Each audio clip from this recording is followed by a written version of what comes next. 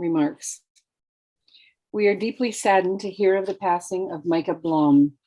This tragic news of such a premature death is always a shock and so difficult to accept. On behalf of the Delta Board of Education, I extend our support and sincere condolences to Micah's family and friends. The district has arranged for counseling support to be available for staff and students impacted by this sad news, and this will remain in place for the coming days.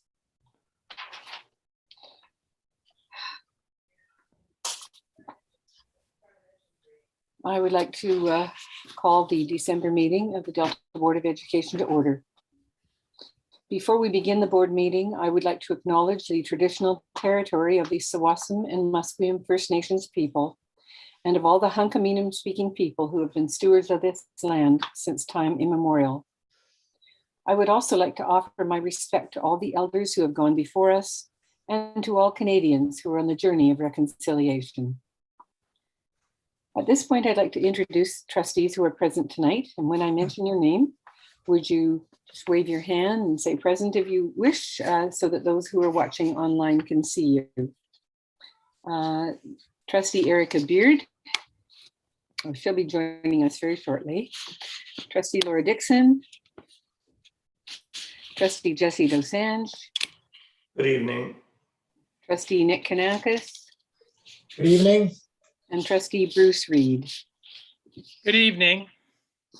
We also have representatives from our education partners participating via Zoom. So if you wish to show your face and wave your hand when I call your name, that would be fabulous. Kathy McFarland, Second Vice President of the Delta Teachers Association. From QP 1091, we have President Dawn Fredrickson, Chief Shop Steward Kim Barnes, and Recording Secretary Beatrice Dempsey. From DPAC, we have President Lackbeer Barrar, who's participating through phone. And from the Delta Principals and Vice Principals Association, we have Claire George, who is a District Administrator in International Programs. Okay. At this point, I'd like to move to adopting the agenda. So could I please have a trustee move to adopt the agenda as circulated? Trustee Reed, seconded Trustee Dosange. And I believe there's a trustee who's going to make a motion to amend the agenda to include the following: that the regular meeting, that a revision to topic 3A has been changed to include presentations from both English Bluff Elementary and Siakwam Secondary IB programs, and a report with Siakwam IB statistics, and a topic 8B and 8C to include the recommended actions for the approval of the policy changes proposed there. Could I please have a motion to adopt these amendments to the agenda? Trustee Kanakis, and seconded Trustee Dosange. All those in favor of the motion, the amended motion? Opposed? Thank you. That was the amendment, actually. And now let's vote on the motion as amended. All those in favor? Opposed? The motion is carried. Thank you very much. Okay, so we now have an agenda. However, since we're on Zoom, you'll get to listen to me do a little bit of reading again. So I'd like to thank those of you who are joining us for the meeting this evening. So as a reminder, there will be a question period of no more than 30 minutes at the end of the meeting. Questions are limited to the topics on the agenda. We will take questions from members of the public present in the room first, and then we will move to questions from those who are watching online. For those of you watching online, you can view the agenda by visiting the board meeting page in the Delta School District website. If you would like to submit questions for consideration during the question period, please email them to questions@deltasd.bc.ca before the question period starts. Your name and question will be read out and answered in the order in which it was received. There is a short time delay of 10 to 20 seconds between when we speak and when it is broadcast on the YouTube live stream. For that reason, I would encourage you to send in your questions as soon as possible. Hopefully, we won't run into any technical difficulties this evening. However, if the live stream stops working for any reason, we will post an updated link to a new live stream on our website. In the event that this should happen, we will halt the meeting for a short moment in order to allow those watching online to reconnect. Okay, and now we will move into presentations, and I would like to invite Assistant Superintendent Nancy Gordon to introduce the first presentation. Hi, thank you so much, Chair Windsor. It gives me great pleasure to introduce two of our principals from our international baccalaureate schools who are here tonight. And I know Siakwam has teachers joining us for a presentation. Tonight we have from English Bluff Elementary, Principal Michelle Smith, and it's hard to, there she is, find her on the screen. And from Siakwam, we have Principal Rick Messick, who will be talking about the IB program at Siakwam. And so I think tonight we will start with Michelle. And if we can make sure that she can share her screen, that would be, I see a nod. So Michelle. Hello. Without further ado. Yeah, without further ado, hello everyone. I'm actually not here by myself. I've got our IB coordinator, Jessica Elkin, who's going to be participating and helping me with this presentation as well. So you'll see her on your screen, and she's going to be popping up our presentation of slides while I do a little bit of chatting, and then she's going to share the load with her end. So I just wanted to give folks sort of a broad overview of what the IB program looks like at an elementary school. So of course we're a PYP program, which is primary years program. And it's a framework for learning, essentially. It's an inquiry-based learning program. And English Bluff, in alignment with the Delta School Board as a whole, we believe in the inquiry process. And the International Baccalaureate Framework is the framework that we use to roll out sort of an inquiry-based learning program. And what that means is there's a framework. We still follow the BC curriculum, but the framework that we use covers these transdisciplinary themes, which include who we are, where we are in place and time, how the world works, how we express ourselves, how we organize ourselves, sharing the planet. And what this framework does is we have a curriculum that breaks things down pretty discreetly. You have your math, your science, your social studies, and your literacy and numeracy. And what this does is sort of, it looks at through the lens of how do we combine our learning. So take, for example, social studies. In the past, we might have had a project around explorers, and you'd have one student who does Jacques Cartier, another one who does Christopher Columbus. But the IB program sort of focuses on a central question that allows students to take that learning at their level where they're at. We meet them, and then they take it further according to their passions and their interests. So for example, instead of doing a poster, you might have a question along the lines of, how does exploration impact trade and economy? Well, that could meet a lot of students' needs. That could be the student who really maybe just wants to work on one particular explorer, like maybe Christopher Columbus, but it also allows for students who want to take it in another direction. We had one who said, well, what about space exploration, or what about ocean exploration, or you know, and it then leads to question after question. Well, who owns the oceans? I thought they were just on the planet. Well, no, they're international waters. And so the students begin to sort of culminate their learning and collate it all into sort of one real world package, instead of sort of discreetly outside of a real world application. So kids become very curious. They do a lot of research. They become independently minded. And the teacher tends to take a bit of a back seat in that they're less of a direct instruction and the student is the receptacle. It's more the teacher facilitates their learning and guides them in a direction that is at their learning level, which is fantastic. So that's kind of the framework that we use. And of course, it's funded. We do have some fundings there's fees at our school for a variety of reasons, because we have to have an expanded French program. There's language component to the IB. There's an IB coordinator whose role includes managing and organizing collab time. And this collab time has been so valuable for us. It's a kind of a passion as I saw it unfold. And it took some time to develop what does real collegial collaboration look like? It's not prep time. It's not sort of a casual conversation in the hallway. It's how do we deeply think as professionals together about our learning? And that really rubs off on the kids, because the silo teaching, in other words, teachers who teach in their classroom as autonomously and on their own, it breaks it apart. The collaboration really shines a light on what are we all doing for all students instead of what am I doing for these 30 or these 25.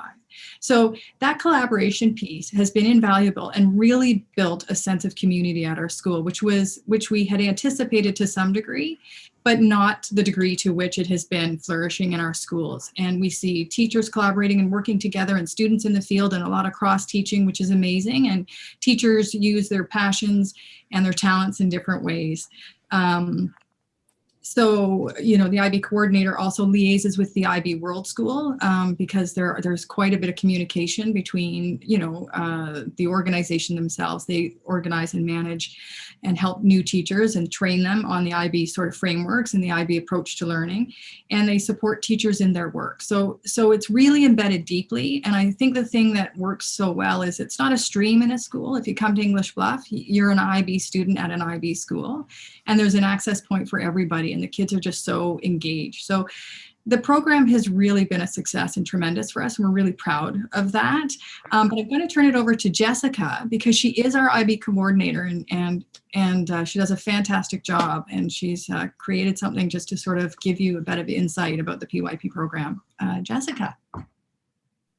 Hi, yeah. So I'm Jessica Elkin. I'm the PYP coordinator here at English Bluff. I'm also a teacher librarian. So I'd like to talk a bit about how the IB Primaries program at English Bluff benefits our learners. And when I first saw the Vision 2030 from the Delta School District during the unveiling, I said out loud, it's so IB, and it really is. So I'm just going to go through a little bit how the Vision 2030 and IB at English Bluff sort of come together. Delta's mission is to inspire and nurture thriving, future-ready learners, to foster an innovative and inclusive community where all learners belong. This echoes IB's goals of developing, inquiring, and knowledgeable and caring young people who help to create a better and more peaceful world. In Vision 2030, Delta sees learners who are engaged in critical and creative thinking, and where their curiosities and real world passions are honored and influenced through voice and choice. In the IB, learning and teaching is based in inquiry, focused on conceptual understanding, differentiated to meet needs of all learners, and focused on an effective teamwork and collaboration. We encourage agency and action in our students to follow curiosities, explore and extend their learning, and use this knowledge to create change in the local, global communities. Delta's vision includes high expectations for all learners, equity and inclusion as the norm, well-being, and deeply engaged and connected teachers and learners. The IB prioritizes people and their relationships and assumes a shared responsibility for learning, health, and well-being. In the IB, international mindedness is emphasized and views the world as the broadest context for learning. It is inclusive of everyone involved in the life of the school, students and families, all school staff members, and other important adults in the students' lives. By situating learning within local and global communities, outcomes are considered from individual and collective perspectives, highlighting the interdependence of everyone and everything. Delta's Vision 2030 emphasizes values of compassion, responsibility, integrity, creativity, diversity, and resilience. The IB also has a set of values referred to as learner profile attributes. These 10 attributes represent a broad range of human capabilities and responsibilities that encompass intellectual, personal, emotional, and social growth. The development and demonstration of these attributes are foundational to students becoming internationally minded, active, and caring community members who respect themselves, others, and the world around them. So how has the IB Primaries program positively impacted the English Bluff school community? Well, I will use the 10 learner profile attributes to help tell the story. English Bluff learners are inquirers. We nurture curiosity, follow wonders down the halls and out into the forest or the beach. We research, ask questions, seek answers, collaborate, ask more questions, and find interesting and innovative ways to demonstrate our learning. We are knowledgeable. We ask questions like, what is it like? How does it work? How is it changing? What is our responsibility? To learn about new things, to make connections across disciplines. At English Bluff, we are thinkers. We use critical thinking to consider topics such as how can we embrace the global goals for sustainable development to make a better future for everyone. We use creative thinking in ADST, for example, when we cook, make with textiles, clay, or wood, or dive into robotics and coding. We are communicators. Michelle did an excellent job explaining the collaborative and collegial nature of our staff, but our students see the way we model collaboration, making thinking visible, and showing our learning, and have become excellent communicators themselves. English Bluff staff and students are principled and caring. These attributes go hand in hand at English Bluff, but we probably hear principled the most. Are you making principled choices? Is heard often, especially in kindergarten. But being principled is more than the good, bad binary, and caring is evidenced by the respect and compassion we show others. At English Bluff, we are good friends, kind classmates, principled learners, and caring staff members, and our warm, welcoming school reflects this. At English Bluff, we are open-minded. We seek out and listen to a range of points of view. We are internationally minded and think of others beyond our school or local communities. We read stories, explore current events, and find ways to connect to the global community. We are risk takers. When we explore new ideas and strategies and rise to the challenges, we are especially risk takers when we try the banana muffins we made, even though we are sure we hate bananas. We are balanced learners intellectually, physically, emotionally. Multidisciplinary units of inquiry encourage us to be balanced, challenged, and engaged learners. We actively explore the places we learn. Our nature playground, nearby parks, the neighborhood, the beach have become extensions of our classrooms. We learn French from kindergarten to grade 7, take music classes, and read and research, do ADST and story studio in the library. We care for our minds, bodies, and hearts. And finally, we are reflective. It is opportunities like this where I'm asked to talk about our school that I really get a chance to critically reflect on what makes the IB PYP at English Bluff successful. I think it is because we embrace the program as teachers and learners. As teachers, we are constantly learning with and from our students, guiding them through inquiries that engage and inspire, sharing the things we are passionate about and our curiosities. And this inspires the same in our students. We value our students as members of this learning community, and because they feel supported and a strong sense of belonging, the learning happens. Rich, authentic, challenging, messy, innovative, colorful, and experiential learning happens here at English Bluff. Wonderful. Thank you so much, Jessica and Michelle. Thank you for that overview of what's happening at English Bluff.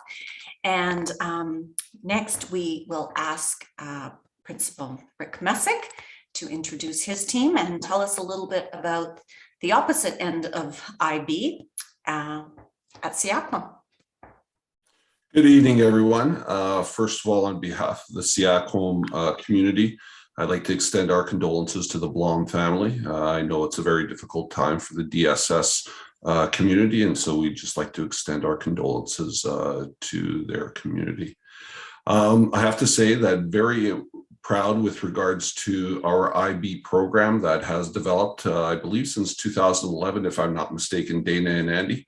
Dana and Andy have been coordinators since then and have grown the program incrementally over the course of that time period.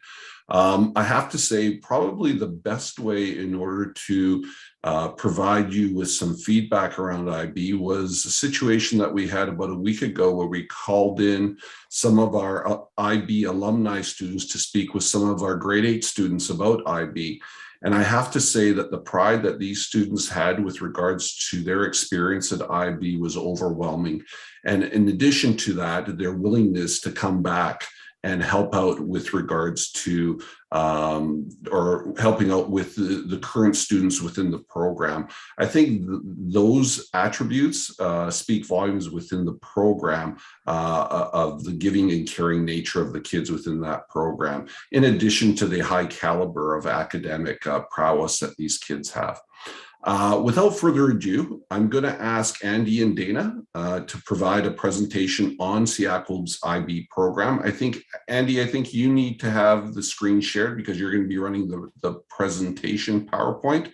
So if Andy could have that power, that would be much appreciated. Yep, I have it now. All right. Great. I was just going to ask for that. Thank you so much, Rick, for the introduction. I hope everyone can hear me okay. I didn't really check my volume. We've got some statistics on the program, and I'll just give you guys a brief overview. We have presented to the board before, but I know we have some new members, so thank you so much for having us tonight. We have also a little testimonial video from one of the alumni that Rick talked about, and we have two of our current students here. Nate, you're on screen. Can you wave? And Harry, can you turn on your screen? There we go. Harry is my last minute addition. He's saving our butts because our other grade 11 student had to return to our class. So thank you so much, Harry, for taking the time. The IB program at SEACWM, we take in both full and partial diploma students, and it's all done over 2 years. So every single course runs over 2 years, and the students in full diploma take a combination of standard level and higher level courses in at least 5 areas, sometimes 6.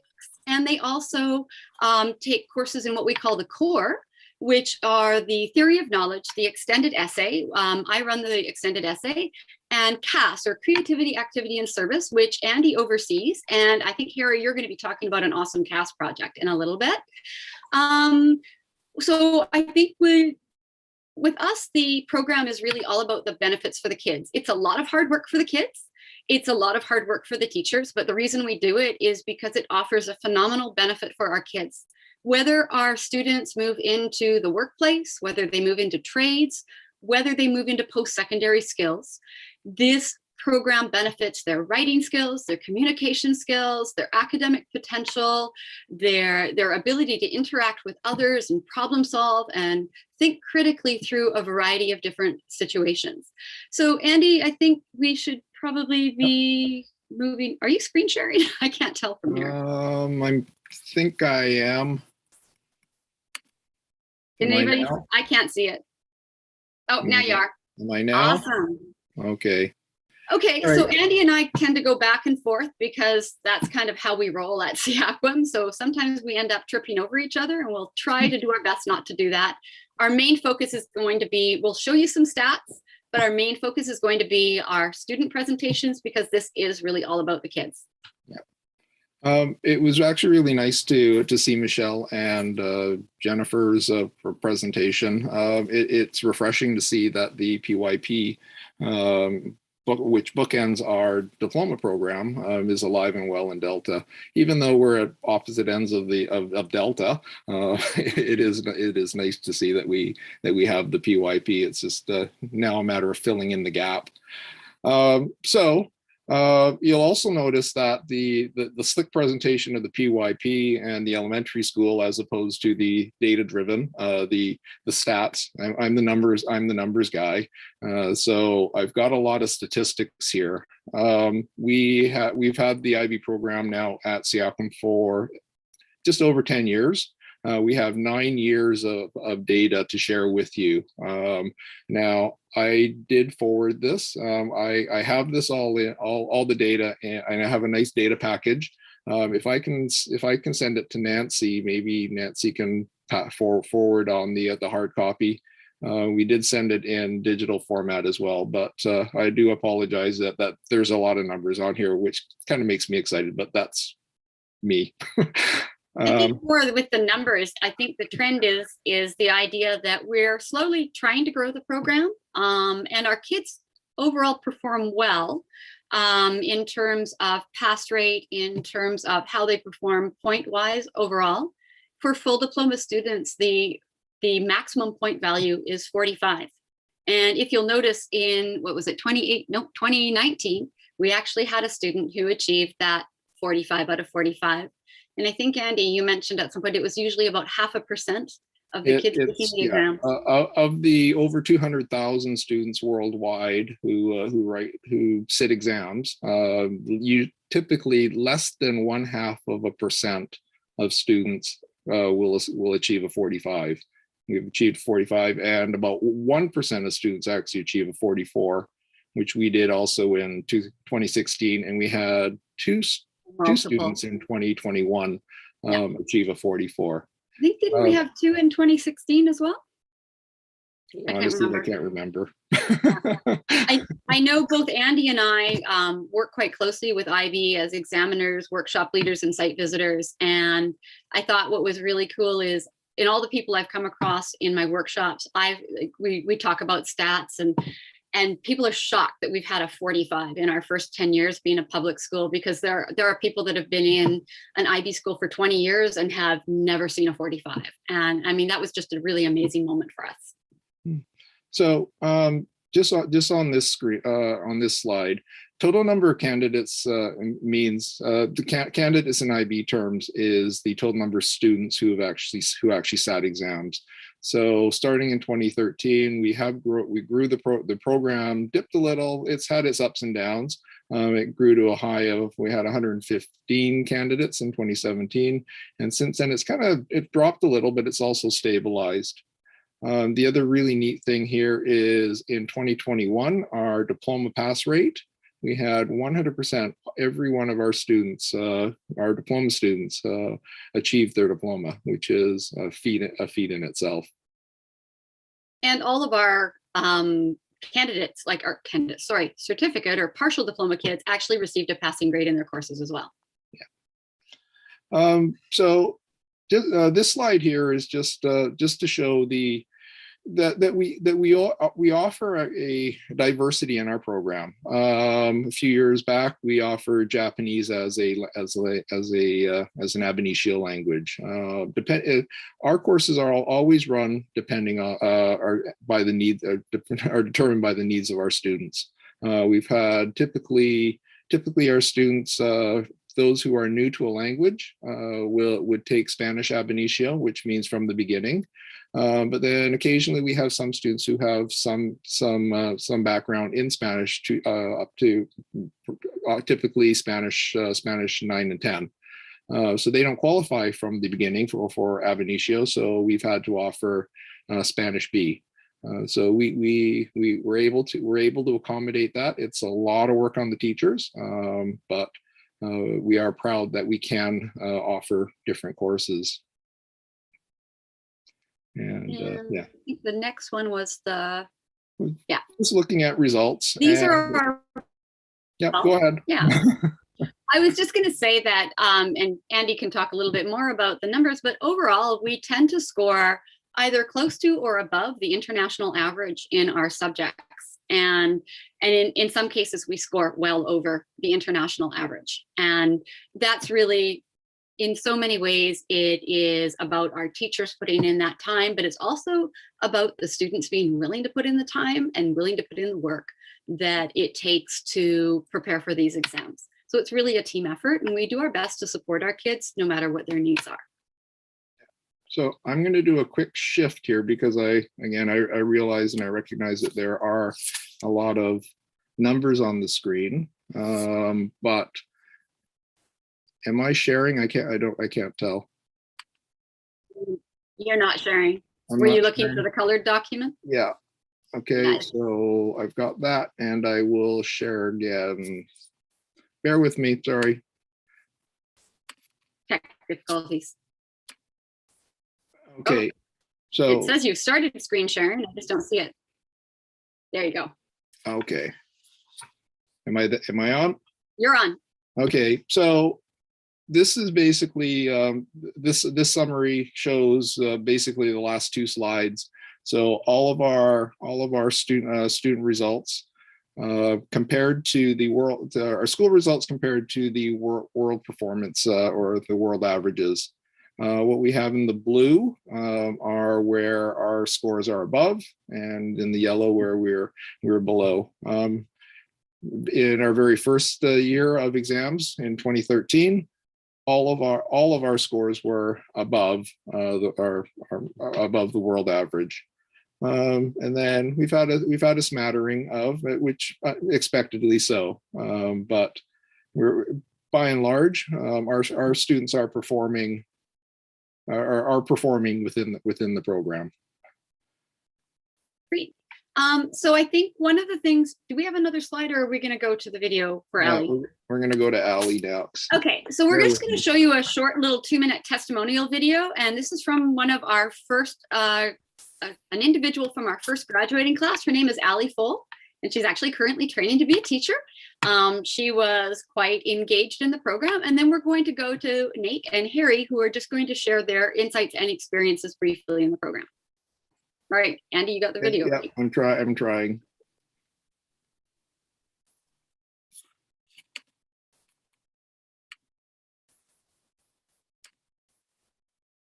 There we go.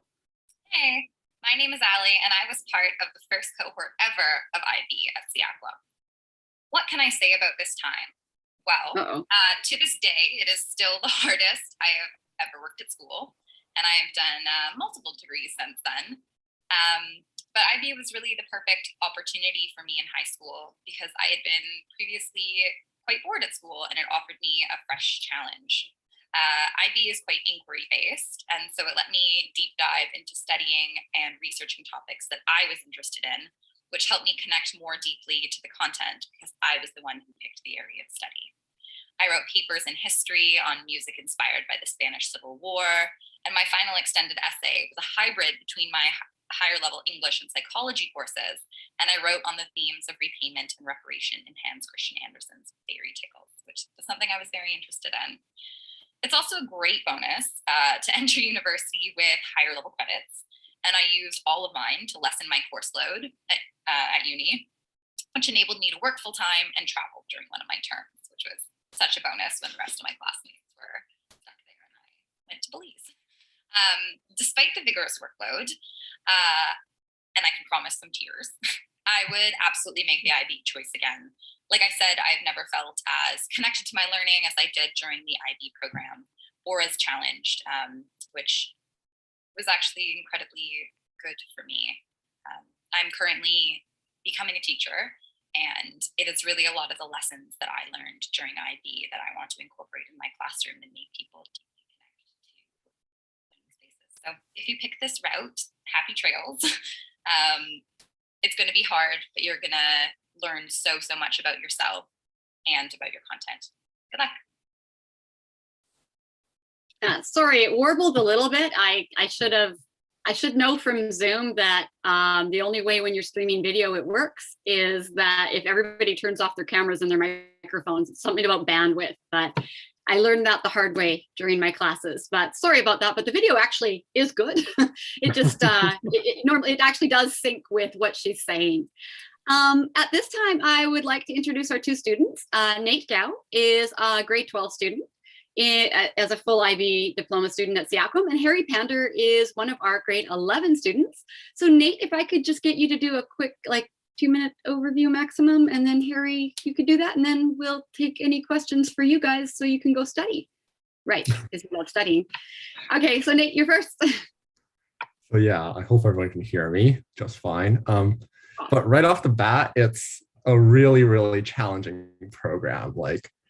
I think in grade 11, I didn't really get the full width of the challenge yet. But once you get into grade 12, that's when the workload really starts getting onto you. But I feel like what is good about the IB is that it kind of motivates you to do things that you wouldn't otherwise do out of the classroom. So for example, in TOK, we have these insightful discussions that you would not have inside the regular BC curriculum. So I think it exposes you to different ways of seeing the world and different perspectives. So you get like a more holistic understanding and you're like more empathetic. I think it really does make you a more empathetic person.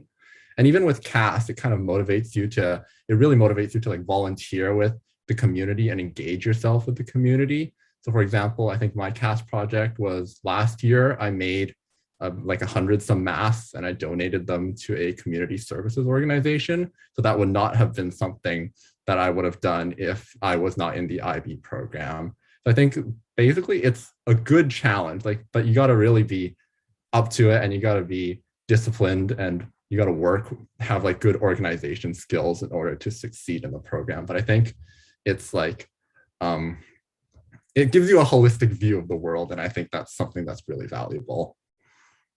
Great. Thanks so much, Nate. And Harry, if you could just give us some insights into what you're doing in the program and your experience and opinion so far. Hello, everyone. Like Nate said, the IB program is a little tough, but there's lots of benefits. For example, the family that the IB creates, we all challenge each other, we work together, and it's through this challenge and working together that we've been able to come up with our CAST project, which is very exciting and a fun way to develop ourselves. So our CAST project is basically setting up Siakum Smiles, which is a team at Siakum working to grow Siakum spirit and eventually set up a carnival where everyone can come support their school, become a bigger family, and become more connected. So IB giving us a bigger global view, allowing us to challenge each other, come together, and become smarter individuals is really why I like IB so much. Great. So thank you guys so much for talking about your experience in the program. And I think because we're going to be sending our students off, if any of you have any questions for either Nate or Harry, feel free to ask. or us, I guess, if you have questions for us. So trustees, any questions? Trustee, Kanakis. yes, I guess one of the most enjoyable times I had was actually going to Siakum and meeting Dana and Andy in the past, where they were doing their presentations of their essay. And I know Trustee Dixon and current Chair Windsor were also involved.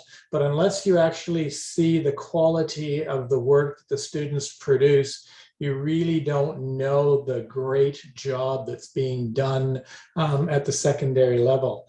And I have not had the opportunity to see what's going on at the elementary level, but it would be a pleasure to come down and have a look and, you know, experience the same thing. So thank you very much for all the work that you do, and Rick for supporting them. So thank you. Thanks, Nick. Thank you so much. And just to let you know, because I know you've always been a great supporter of our extended essay celebrations, our grade 12. So Nate is now finished his extended essay, and Harry's really excited because he's going to be submitting his topic on Friday, right? Yeah. He's going to nod there. We actually are introducing a new aspect that has been suggested by the IB for the grade 11 year.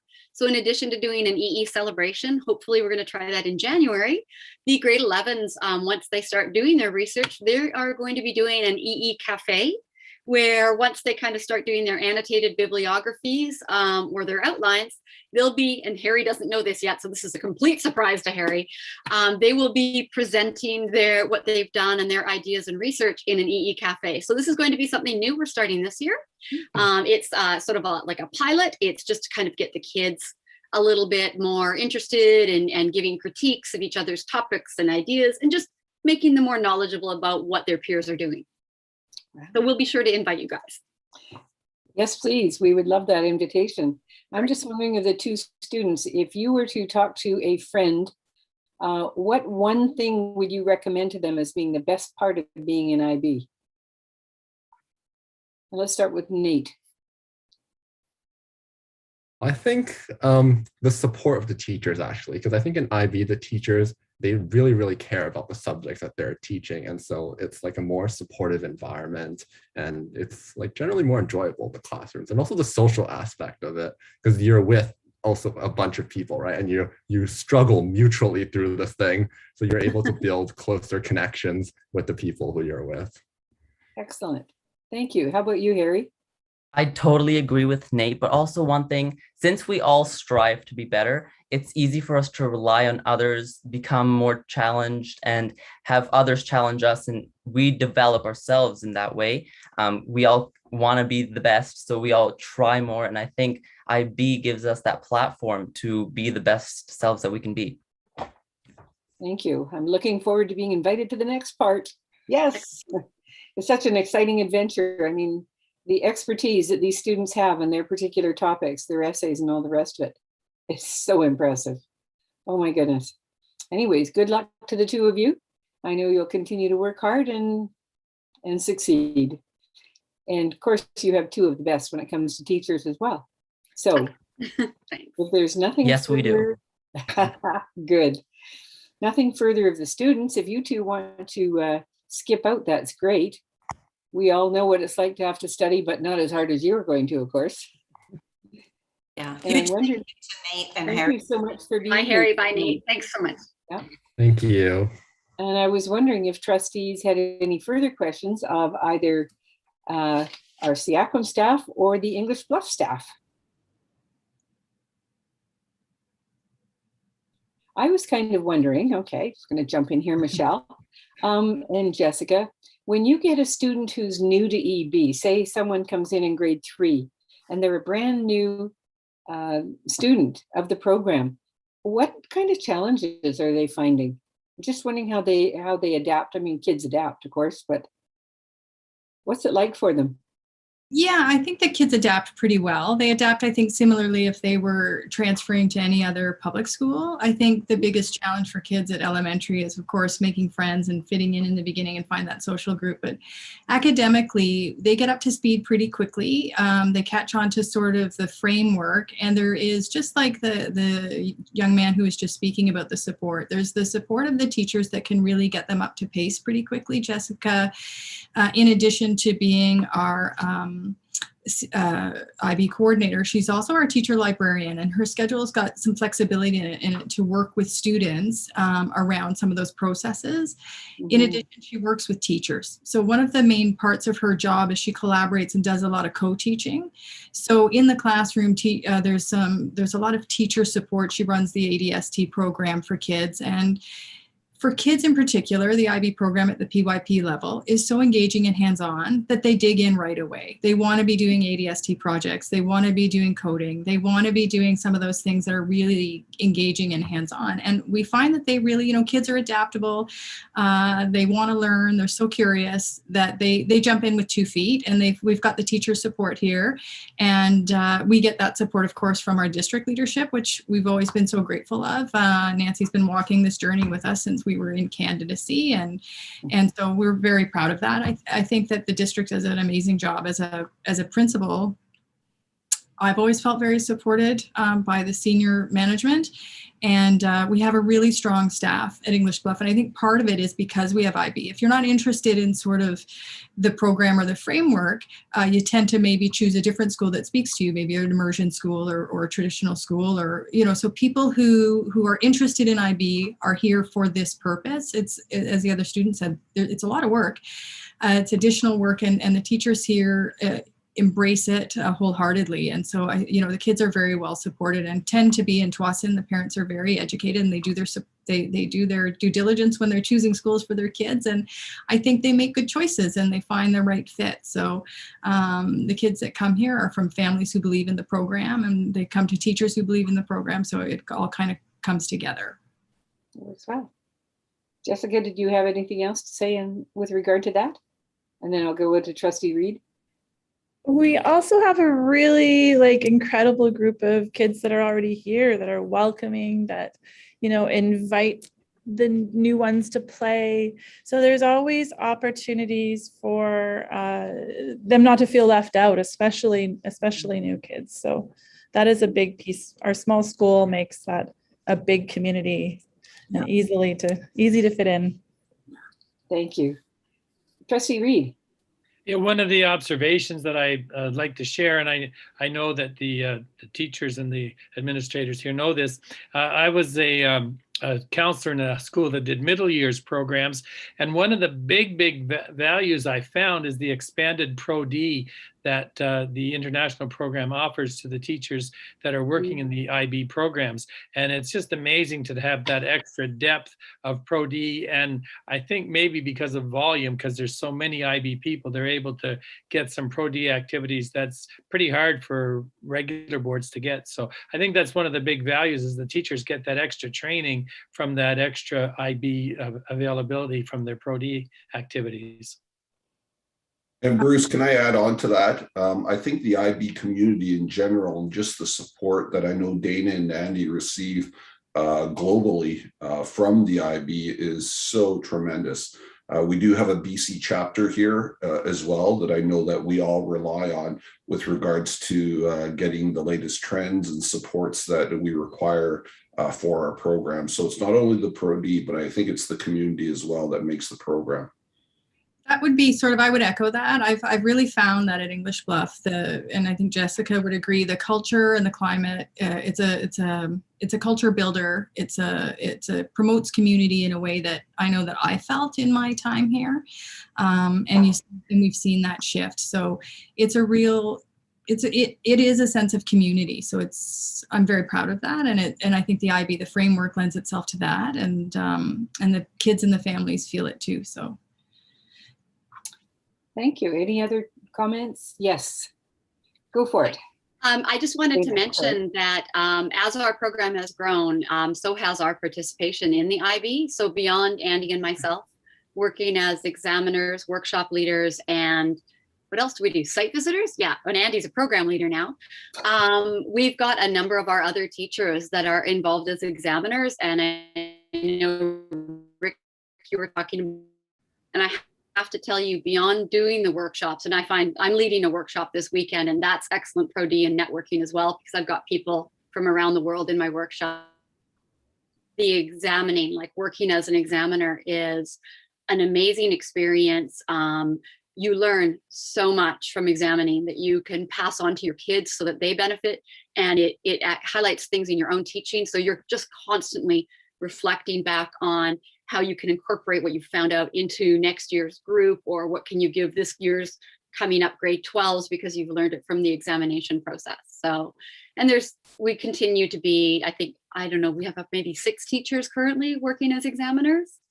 And and I know Andy's done moderation of IAs. I'm now, I don't know, what's the title now? Not senior examiner, team leader or something for examining this coming May. And it's just great opportunities to learn and be more involved in the program. And in my 30 years of teaching, I've just never been in a program like after 15 years of AP, like nothing compares to IB in terms of the Pro D and what I've learned as a teacher, not just about myself, but about my teaching practices and what I can pass down to my kids.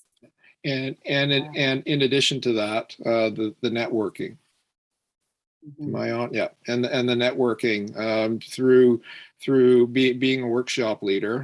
I'm still in contact with the participants. Many of my participants. They don't hesitate to fire me a question or questions. Oh, I'm struggling with this. I'm struggling with that. Have you seen this and that?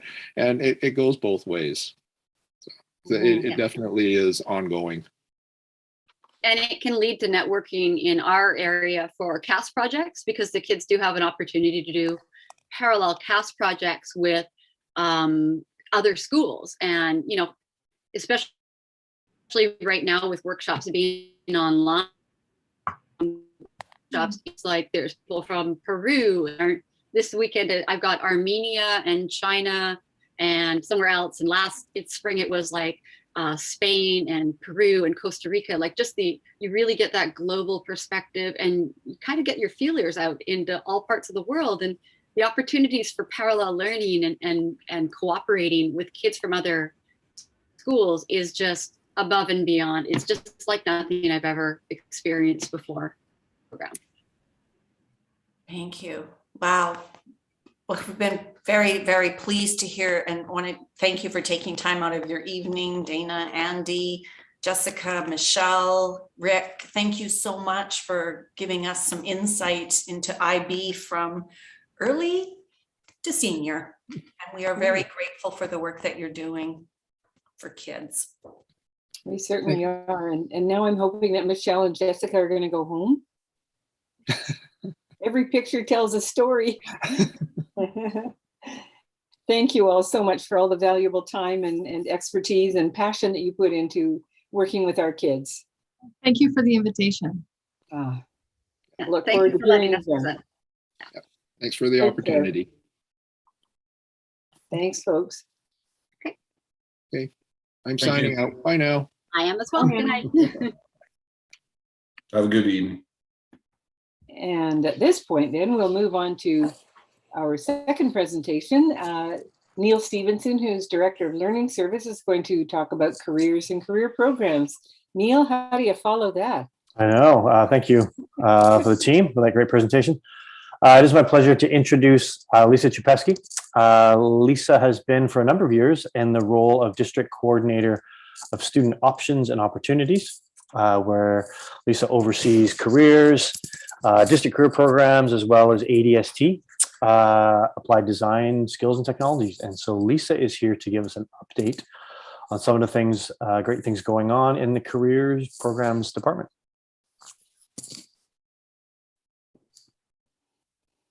Okay, thanks, Neil. So hello, everyone. For those of you that don't know me, my name is Lisa Chupesky. And yes, I've been in this role since 2018. And I'm normally presenting to the board with a whole bunch of students and employers. So I'll go over that, but I wanted to also enlighten some of the other things that were happening in Delta. So as I go through this presentation, I just want to draw your attention to that all the photos are actual students on the workplace. So this is Riley. He is a heavy duty mechanic. So here we are, career education and career programs. So the presenters that were speaking earlier did a great job about talking about the first two pillars of education, which are intellectual development and human and social development. And the third pillar is actually career education. And there is such a focus on careers with all the changing labor market statistics and all the change in COVID and pivoting and careers being lost. Career education is now in the elementary years as well. So in the elementary years, there's a huge focus on self-awareness, connecting to the community, and then exploring the possibilities. But for the rest of the presentation today, I'm going to focus on the high school world. So that's career 8, 9, and then 10 or 11 is career life education and CLC capstone. And both the career life ed and the capstone are required courses for graduation. So down below that is all the career programs. And now these are all optional programs that students have. In Delta, we've got work experience, dual credit, and we have partnerships with the ITA. And those are our apprenticeship programs in which students can work in the trade or train in the trade. So working is just that, building up your apprenticeable hours. There's no other course that you can get paid as an apprentice and get high school credits. So it's amazing. And then the second part is the post-secondary, in which we have partnerships with BCIT, VCC, the Finishing Trades Institute, and Kwantlen. So I'm going to go through all of those as well. But first, I just wanted to focus a little bit on capstone because that came into the district or into the ministry guidelines in 2018 as a draft, and it was finalized in 2019. So when the students were speaking about their inquiry projects and all of the learning that they do, the self-driven, that is the heart of capstone. So finding something for a student to pursue either as a potential career, furthering an interest to them, or whatever aspirations, but they're essentially designing their own course. And so here are a few different examples of things that have gone on. So we have a lot in the sciences. One of them is the heart. The other one is a 3D replica of the arm. And then down in the bottom left-hand corner, Caitlin actually did a mock motorcycle cylinder, and she went through the whole process about what was working and what didn't work. Another student did some drawings and really developed her skills. And another student's done some music composition. So as you can see, it's a really wide range of presentations that you get. And so hopefully someday the trustees, you'll be able to come and see some of these presentations because they are amazing. There's such a wide range of student interests and abilities, and they're really, really, really something to see. So now I'm going to go into the career programs end of it, and this is all the experiential learning.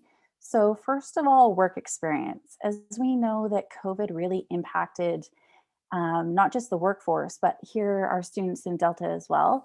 So I was so thankful for Nicola taking the time a couple summers ago to work with me to go through all of our documentation and making sure that we had a process in place for students on placements now with the COVID protocols. During COVID, obviously the placements had stopped. So we pivoted and did some more inquiry-based learning into how their work experience could have led to a future career ambition. But now things are starting to open up again. Employers are welcoming students back, still COVID protocols, and the teachers inside the schools really focus on what the student's going to be doing, how to keep them safe, and really guiding the students through their curriculum. So the students, before they go on work experience placements, they work on things like their resume, their interview skills, how to dress, how to talk, what the whole process looks like, because there's some students that haven't even experienced anything in the working world. So these teachers in the school, they're called the career programs facilitators. They also work with the apprenticeship kids as well. So normally I'm here presenting the $1,000 scholarships for our students. This year I applied for 19 students to receive the scholarships. So I'm just waiting for the ministry to get back all of the final numbers and hope that everybody gets their checks, hopefully in the next few weeks. The second thing that I wanted to bring your attention to is a huge thank you to Nancy for being one of the first districts to partner with CUPE to hire some students to actually work in the trades. So it's been amazing. We have two students. One is an electrical student from Seaquam, and then the other is a painting student from Sands. And the painting student is actually going through and doing his training component next June as well. So he's doing the working component with the school district, as well as the training component with the Finishing Trades Institute. So I just wanted to state that the student hires, we went through the contract and they're all going to be working for 900 hours. And then after that, it's really going to be up to them to enter into the real world. But these 900 hours will be make them eligible for the $1,000 scholarship, and the mentorship that they're getting from our district facilities, it's amazing. I go and I see them on site and it is just so heartwarming and such an embracing environment for them. And the last thing is a huge kudos to Catherine for helping me with all of the marketing pieces for our students, their successes. Some of them are featured in the newspapers, all of our social media. Watch out for them because there's so many student success stories. The bottom left-hand corner is a student by the name of Abby. She did her auto service tech at Seaquam. So she finished her level 1. She was top of the class. Amazing student, and she really is working right now towards completing her red seal, and she wants to open up her own mechanic shop based strictly with females in hopes of getting some, females into there to have a little bit more of a pleasant experience when they go to bring in their cars. So she's found this niche and that's what she's going for. So as I spoke, the train and trades is the post-secondary component. And these are all of the post-secondary partnerships that we have. So at Seaquam, we have a Red Seal auto service technician, and then we also have a Red Seal professional cook. So those are in-district partnerships that we partner with the ITA for. And then the other ones are all at BCIT, VCC, FTI. So the students actually go on campus and do the learning that way. With COVID, some of the modules were online, but all of the hands-on learning was back in the classroom. So it did have to stop at some times, but everything is back up and running. Another thing that we're working with in the career education is going in and visiting the Indigenous students. So a couple years ago, actually just before COVID hit, Jessica LeBrun and I had taken a bus full of students to tour Kwantlen, to visit our BCIT satellite campus at ND, as well as at Seaquam. And then our cook team made us lunch that day. So it was an amazing experience. We had just under 25 kids there. We would have liked to have reached a few more, but challenges happen. So this year, what we've decided is that we're going to actually go into the schools and meet with them and bring them lunch and have some conversations with them at that point in time and really get to know the students a little bit better, find out about their passions and their interests, and just have some conversations.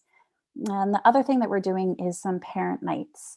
So we're talking about career journeys, as well as a post-secondary newsletter will be coming out here with all the information about how to apply for post-secondary, what the Indigenous services are at each of the facilities, scholarships. It's a whole bunch of information just catered to Indigenous students in hopes of them finding something to draw their passion and find purpose. This I'm really excited about. We have a new district partnership. It's the Early Childhood Education dual credit. So that's going to be taking place in July. And in the summertime, the ministry had put out a request an expression of interest to see what school districts wanted to perhaps make some money or get some grant money and put together this program. I was like, well, I might as well try it. So I filled out my expression of interest, and lo and behold, we are partnered with Delta Continuing Education, which I'm really excited with because they are so collaborative and easy to talk to about how we can make this successful for our students. So what we're doing is we're running 4 weeks in July. When students complete that, they're going to be walking out as a credentialed ECE assistant. So students going into grade 11 or 12 are going to be able to apply into this. Much like any other programs, it is an application process, and we'll go through the interviews next year. And then for those students that are accepted, we pay the tuition for them, which is amazing. Just like the train and trades programs is the same thing. Oops, sorry, I skipped a couple pages. So the next thing that I wanted to talk to you about is YEL. So this is an entrepreneurship course, and this is something that's new again to Delta this year. So we had to try and pivot and make things work. So we have a teacher at Delview this year with students all across the district, in which they go and they meet once a week, and they're doing their entrepreneurship class plus a whole bunch of guest speakers that come in. There's partnerships with people that own their own business. They're learning, they're doing their own inquiry project, they're doing their own pitches, and it's all free for students to take, which is amazing. And when they pass and get 80% or better, they're going to be receiving 3 credits towards SFU.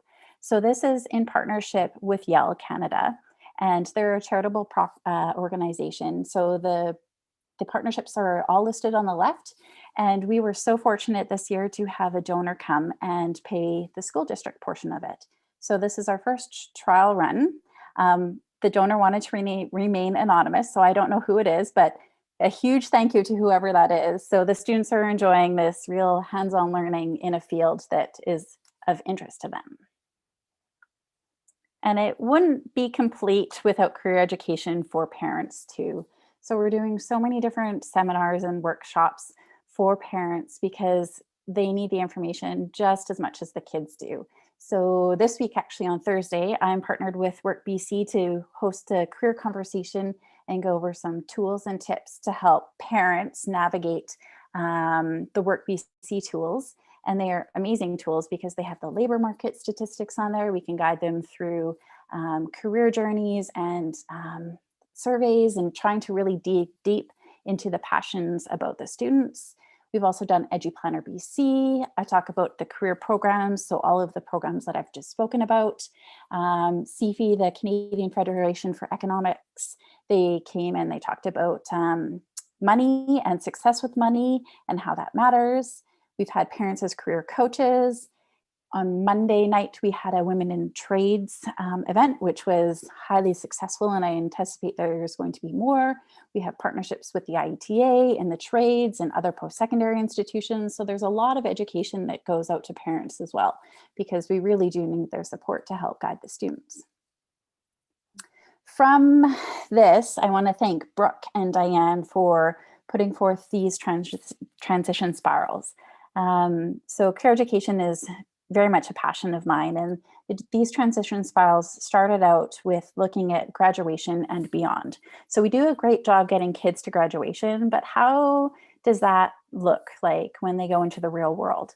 Are they prepared? Are they feeling confident? Are they being leaders? Do they have all the knowledge that they need? And so we had done some initial surveys, and from there, the data was looking like we as educators had some learning to do. So from there, we've had 3 spirals that we're just starting and we're digging deep into. So one is a parent spiral. We want parents to know all about the options. We want parents to be able to help their kids feel confident as they graduate and move into the real world. The second thing we want to look at is youth leadership and making sure that each learner sees themselves in this world. We want them to be educated citizens and being active citizens in our world. And the third one is career education and what can we be doing inside the schools so that students leave with a plan, an actual transition plan that's catered towards them. So with all of that in mind, here's a little bit of a summary. So the career education, I'm sorry, this is small. I have it in a bigger format. The career education goes from K to 12 with the exposure really early on in the elementary years, breaking down the stereotypes. Like we don't have a career called a fireman. We have a career called a firefighter. So breaking down those barriers and the stereotypes in terms of that skilled trades are for those kids that cannot succeed in the school system. Well, that's anything but true because, say, the electrical program, you need to be very successful in physics and math. Then we want to give students the opportunity to explore. And that's really where career education is the heart of the course. So presenting the options, presenting the opportunities, really digging deep into students in their individual passions about who they are and what excites them and where do they see themselves in this world. And then the career programs, and they're all optional, but they're hands-on experiential learning. We heard earlier about how students are really engaged when they're doing these hands-on activities. So what I would love to see is more when they're talking about the ADST and how do those careers look? Like, did you know that you can be an interior designer, or did you know that you can be a carpenter? And that's like bringing in all these different real life scenarios to them. So hopefully we're going to get through this curriculum. And then at the end of the day, I really want to support each student to have their own unique individual life plan because every student is so different. There's so many different options out there. The labor market is drastically changing. I mean, who would have thought that an airplane pilot would no longer be a career to have? So there's lots of stuff for us to think about here in Delta. We are doing some amazing things. I would love to see more students taking part of our train and trades programs. We have generally anywhere from 40 to 60 students. Some of that is just the logistics about how are they going to get to VCC downtown, or how are they going to get up to BCIT. So that some of that does play a role in it. But other than that, that is it. This was one of my students had made this as one of her final projects. It's a cake and it was amazing, let me tell you. So thank you so much for letting me come and talk about an area that I'm passionate about. And do you guys have any questions for me? Thank you so much, Lisa. Yes, Trustee Dixon. Well, thank you so much for such an engaging presentation. I particularly enjoyed how you were drawing the connections between programs that we think of that are typically, perhaps a little more academic in their nature, and the kind of learning that happens in these experiential learning programs, the ADST programs. Huge fan of what you've been doing and raising the profile, even though since you've been in this position, it's been really tough to get traction and get into schools. I see it, I know what you're doing. And I know the minute you can fly with this, it's just going to expand tenfold. But we, it's so important for kids and families to be able to have options that really make a difference, these careers for kids. It's so fascinating to watch people that are never going to be designed for the cubicle behind a monitor somewhere. They need to do stuff with their hands, and they're builders and they're creative and they're thinkers, and they have those minds. And I think about the cohort that my eldest graduated with. My eldest and his girlfriend both came through the IB program. They are still together 7 years later. They don't plan on being homeowners that they can imagine anytime in the near future. One of their friends went through this program with the Delta School District and is an electrician, and he's closing on his first apartment purchase next month. Yes. So, that's where there's some really stark differences in terms of what, what's in store for kids who choose this route. And there's some stunning opportunities for them. So thank you so much for making it come alive for them all the way through K to 12, and then making sure that there's really good connections for them if that's the route they choose to go. Thank you. I'm trying. I'm hoping to get into more elementary, especially. But yeah. Well, that's when we really want to talk to parents too, right? About making sure they keep that funnel wide and see what might be out there for their kids. So there's so many opportunities. Yeah. So great presentation. Thank you. Thank you. Trustee Reed.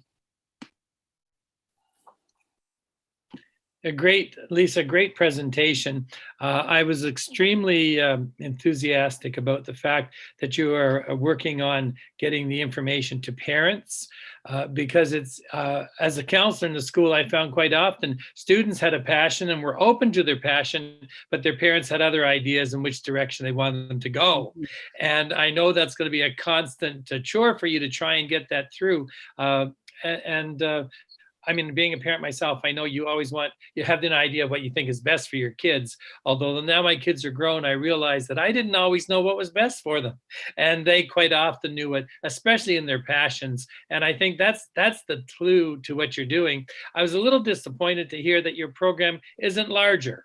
I would love to see your program being much more bigger, because I know there's a lot of students there who have passions other than, the straight academic type things, and they're hands-on people and want to get into those careers. And anything that we can do to help you with that, we want you to, because it's so important for the kids to get that hands-on experience. And I think it also helps them to engage in their other subjects, because if they have something they can work on, working with kids who didn't like math, and then they got into an electrical program or an automotive program, and all of a sudden math became more important and they did much better. So those things are really important. I just want to encourage you as much as you can. Thank you for the presentation. Keep doing the good work and do more. Thank you. How do you follow that? Are there any other comments or questions from trustees? Trustee Kanakis. Yes, I'd also echo some of the things that Trustee Reed mentioned, because with my teaching experience at the secondary level, it was always a question of, what are these kids going to do when they graduate? And a lot of them in the past had no idea where they were going. It was more directed by their parents, but as soon as career prep came into the schools, all of a sudden these kids said, I really like that. Maybe I'll go in that direction. So at least we're providing for them a direction in the future, and not relying on just graduating from high school and saying, okay, where am I going now? So thank you very much for what you've done, Lisa, in the program. Thank you. And when sorry, go ahead, Lisa. One thing that I do want to say is we, out of our high schools, 5 of them were linear schools, which makes it really challenging as well to participate in these programs, because a lot start in February. So you have to be either taking your courses online or transferring schools, which kids don't want to do in their grade 12 year. So many of them are choosing not to participate in the program. So I'm hoping that the semester system will really increase the numbers. So we'll see about that. That's still undecided. Well, thank you very much, Lisa. Always interesting to hear about careers and trades. Got a carpenter in my house that did the ACID program at North Delta. So yeah, recognize the importance of that. I can tell you that.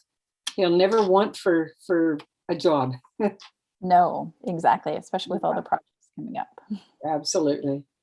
Lisa, a funny story. Years ago when my sister was dating 2 different people, one was a doctor and one was an auto mechanic. And she said, I'm not quite sure which way I should go. And we said, well, go for the auto mechanic because you can get free medical care, but taking care of your car, it takes a lot of work. So we encourage her to go that way. And did she follow your advice? Yes, she did. Well, at least she Good. asked you too. Yeah. Thank you so much, Lisa. Thank you so for much, your everyone. participation in tonight's meeting. Bye. Bye now. Okay, and moving right along here. It's been an interesting presentation time.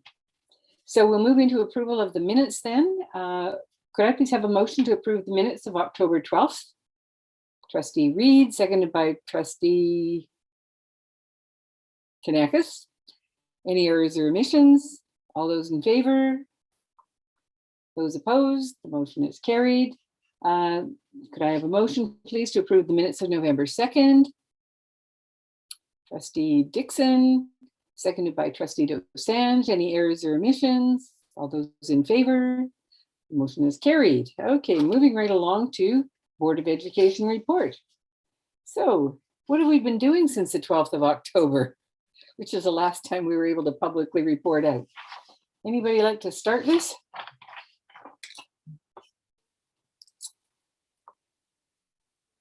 I'm going to pick on you if you don't. Trustee Dosanjh.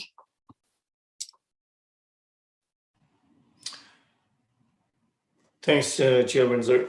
On November 26th, I attended a DIAC meeting with Chair Windsor and Assistant Superintendent Brad Bowman.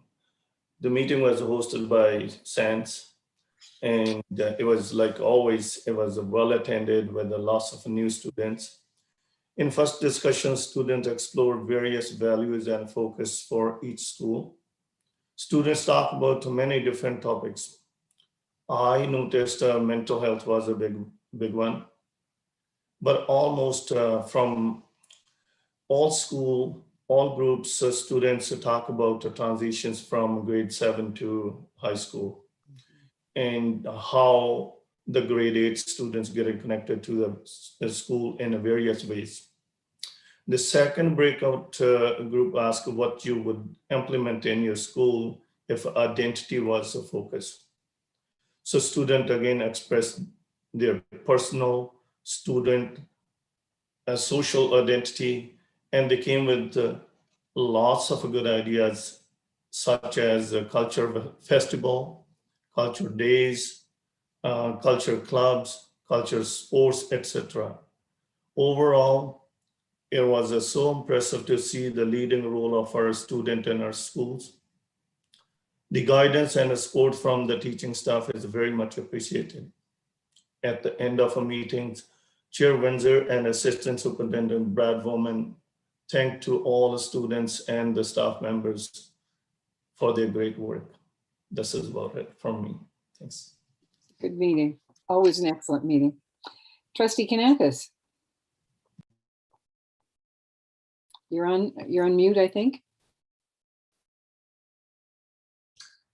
Sorry, two events I wanted to highlight. The first one was a very productive meeting. It dealt with emergency preparedness in Delta at the school board level. I really did appreciate the effort that was being put in by the staff and the good hands that we were in. The second event I attended was a little bit different. Trustee Dosanjh invited me to one of his track practices on the actual school track. And I was amazed to see the quality of the athletes, some going to high school in North Delta. I didn't ask all the kids where they were from, but to see the 4 coaches on the track and 40 to 45 student athletes running around the track, making use of that facility was just great to see. It wasn't the greatest day, but you could see the dedication of the kids and the coaches. So I'd just like to thank Trustee Dosanjh, and it's good to know the track is being used and not just sitting there. So thank you very much. Thank you. Trustee Reed. Yeah, I wanted to report on a meeting that I had back in November 8th. I don't think I've had an opportunity to report on it since then, and that's with the Inclusive Learning Advisory Committee. This is just an amazing committee in terms of what they're doing. I mean, we do a great job. bias, of course, but I think we do a great job in our learning here and what we do for our students here in Delta. But the emphasis on continuing to improve and to make sure that the learning is inclusive for everyone, and being aware of, I guess, people that could possibly fall through the cracks. Years ago, when I was in teaching, one of the biggest concerns I had was for gray area students. And those are the students that sort of get missed because they don't quite meet some of the guidelines or some of the things that need to reach them. And we continue to work on this to make sure that all students are learning and that learning becomes very inclusive. So the committee, which is just an amazing group of people, and the wealth of the input that comes from the staff that have been there by Joanna Angelides, is gathered up by her, is just amazing. A couple of things that came out of our meeting the last time. One was they want to expand the committee. They want to get more input, because every time you look at the input that's given by some of the people there, you hear from one person who's representing a different perspective, and then you realize, well, there's another person that may have a perspective that's a little bit different than that. So they're looking at trying to expand the committee, and Joanna's putting out some feelers to see if they can get more representation on the committee, so that areas that might be missed are not going to be missed. And so that's one of the big topics we had, was how do we expand the committee, and how are we going to get that extra input? There were presentations, and they have continuing presentations to explain how continuous learning and inclusive learning is included. We had a presenter who spoke on sexual health and how that's included for students who may not learn in the typical way. And it was a great presentation. And always you just get to think about, oh, I never thought about that in that way before. There was also a presentation from a group called ACEs, and they're dealing with adults who've had adverse childhood learning experiences, and how they can overcome some of these things, which again, you don't know about until you hear about some of these things that have happened.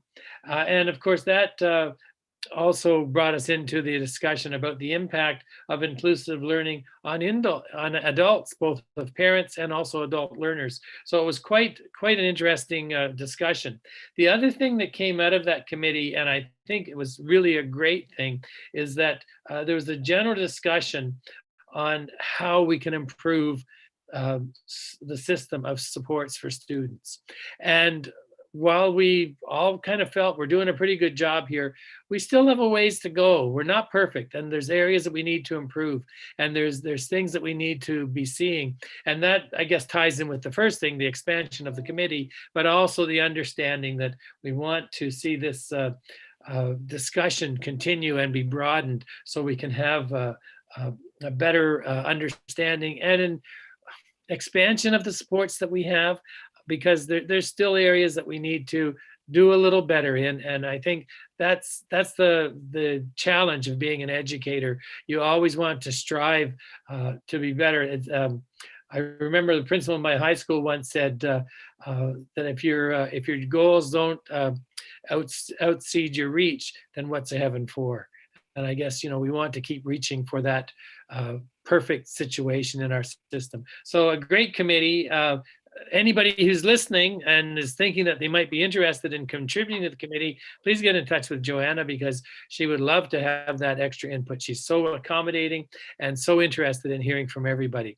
But I just am so proud to be part of that committee and be able to be there. And it's just a great opportunity. So I also want to just say, since I have the opportunity, thank you. If there's anybody here tonight that's on that committee, thank you for the time that you put in and the input that you make there, because we are seeing some good things happen. And some recommendations will come to the board, I'm sure, shortly, that's coming out of the committee. So it's a great opportunity. Thank you so much. Thank you. Other trustees? Trustee Dixon. Thank you, Chairperson Windsor. I'm not going to go back 2 months worth. I'll choose the usual smatterings of Metro minutes or Metro meetings and other subcommittee meetings, but just so Shani knows for the minutes, I have written this down so I can follow up for her. I wanted to talk about our last District Parent Advisory Council meeting, also attended by Chair Windsor and the superintendent's team. The meeting actually had to get delayed a week. We had some interesting weather issues and so on the date we were supposed to have it, and still an amazing turnout. The superintendent's team presented the vision, and we got some really good impact from the DPAC reps that was incorporated almost immediately. The second half of the meeting was time for the representatives to collaborate and share ideas around PAC events and creating a sense of community, which of course is so critical for our schools after such a long year and a half of struggling to be able to come together.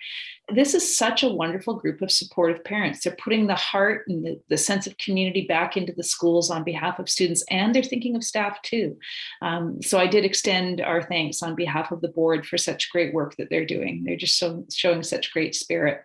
On November 24th, the Mental Health Working Group, that's one of the provincial groups I serve with, and we've completed our key deliverable. That was the report that was delivered right at the beginning of the school year.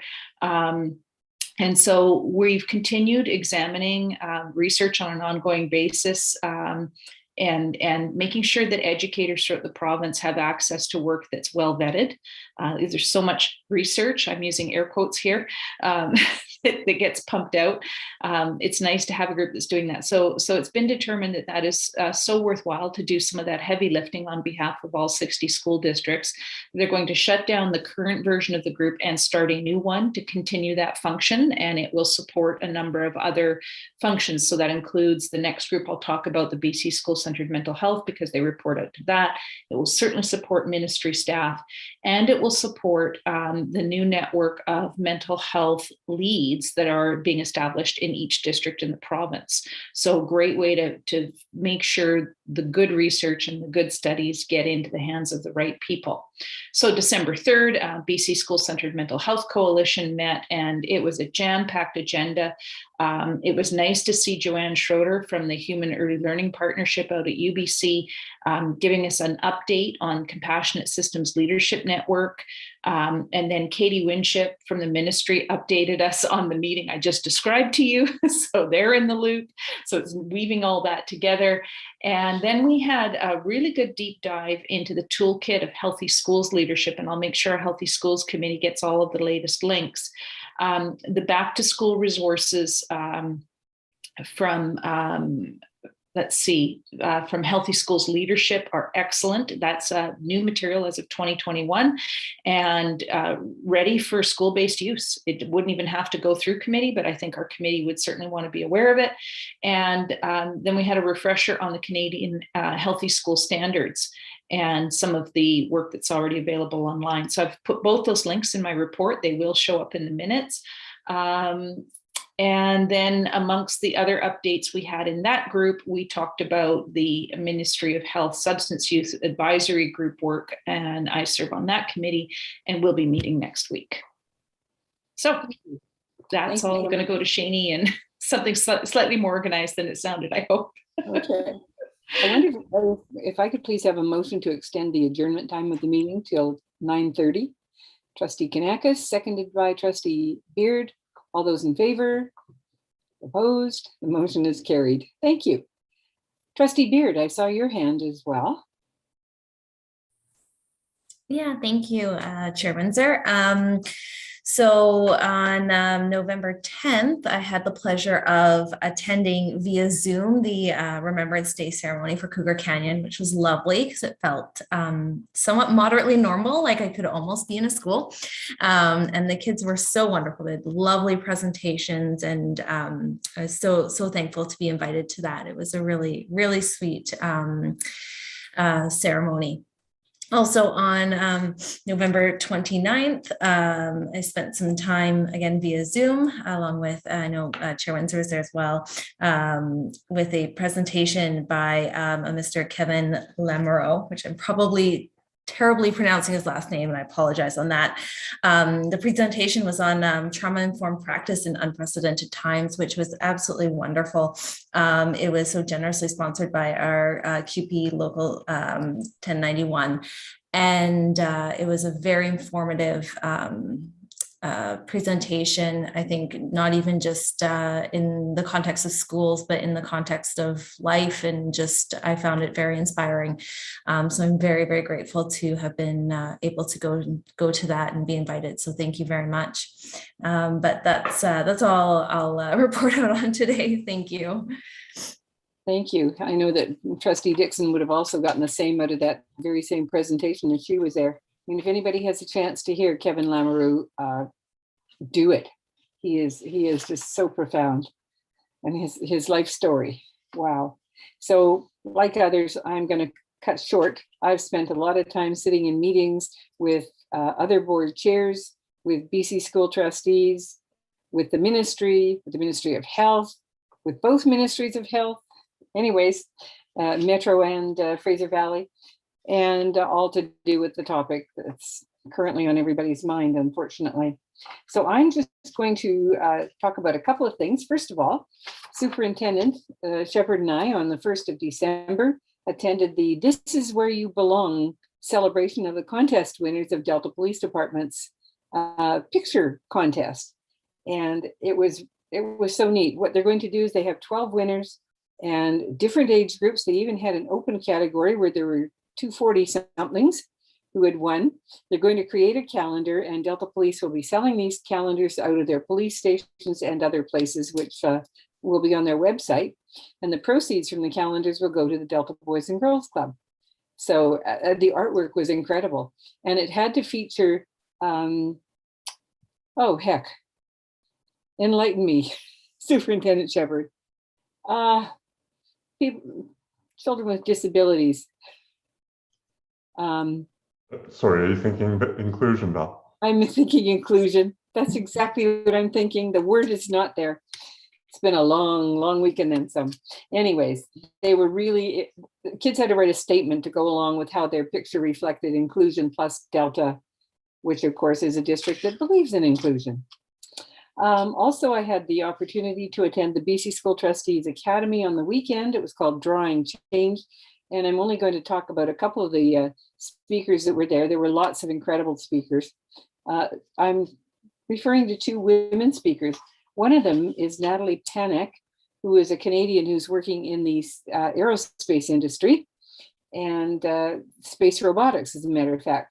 And what her team is doing, she works for McDonald Detweiler, is they're working to fix satellites that are out in space. They call that space junk. And in order to do that, they have created a space truck that's going to go out there with all of its electronics in order to fix all this kind of stuff. She had a really compelling story as well. You know, failure is not necessarily failure. You learn from your failures and you move on. And if you were to hear about her story and how she has overcome what her hopes and dreams were and has moved on to go further into the space industry, is just, it was so exciting. What was really neat about it was the fact that there was no edu speak in it. She talked like a regular person. So you didn't have to have a degree in education in order to understand what she was saying. And she was passionate and caring about her topic. The other student, or the other person, is a young woman by the name of Anne Makonsinski, who is a Canadian student from Victoria. And she, as a student, created a thermoelectric flashlight that's powered by the heat in your hands. And what caused her to build that flashlight was that a friend of hers in the Philippines did not have any electricity, and so she wasn't able to study at night. And so she thought, well, she could do something about this. As a young woman, she grew up participating in science fairs all over the place. For one birthday, she received a bucket of electronic parts, not the Barbie she was hoping for. And so she's got an incredible mind. Anyways, just to encourage those of you who are doing science fair projects, you too could be the next person who invents something that has a great need in the world. And I see a very bright future for this young woman. it was neat to see people that weren't involved in the education field doing things where education played such an important role in their success. Okay. And moving right along here, I will turn this over to Nancy Gordon, I believe, or is it Nicola Christ who will be talking about the IB fees? It'll be Nancy. Yeah, yes, thank you. So Nancy Gordon, Assistant Superintendent. Yes. Oh, just a minute. Let me find myself. There we are. Okay. Nope. There we go. Yes. So at this point, SEACOM, I don't believe, is anticipating any increase in IB fees, and English Bluff is in the process of accreditation this year, and they're examining their IB fees. So we may be bringing something back to the board early January around that. The fees have been stable at English Bluff since we were accredited as an IB program, and we are in the process of looking at it with the principal and Nicola Christ around what is appropriate for a move forward basis. So there'll be more information coming to the board soon, should we need to bring it back to you. So I have a question then. I mean, we have a recommended motion that we approve the proposed IB fees. Should we be passing that motion tonight then? I don't think we're in a position to pass that for both schools at this point. No, okay. So perhaps we can delay that, implement the motion until the next meeting, the January meeting. We'll be in a better position. Yes. Okay. Chair, like a motion to table it? Yes, please. Thank you, So Chair. moved. So Trustee Dixon, seconded. Trustee Reed, all those in favor of tabling the motion until the January meeting? Opposed, the motion is carried. Thank you very much. Thank you, Okay. Trustee. Moving right into the vision update, we have Nancy, Assistant Superintendents Nancy Gordon and Brad Bowman. So over to you. So thank you very much, Chair Windsor, and we would just like to give you a very quick recap of the work that has happened since April of last spring, and bringing ahead to where we are and moving into the next 10 years. So around about springtime, we started to really get focused on what are we going to do about the vision.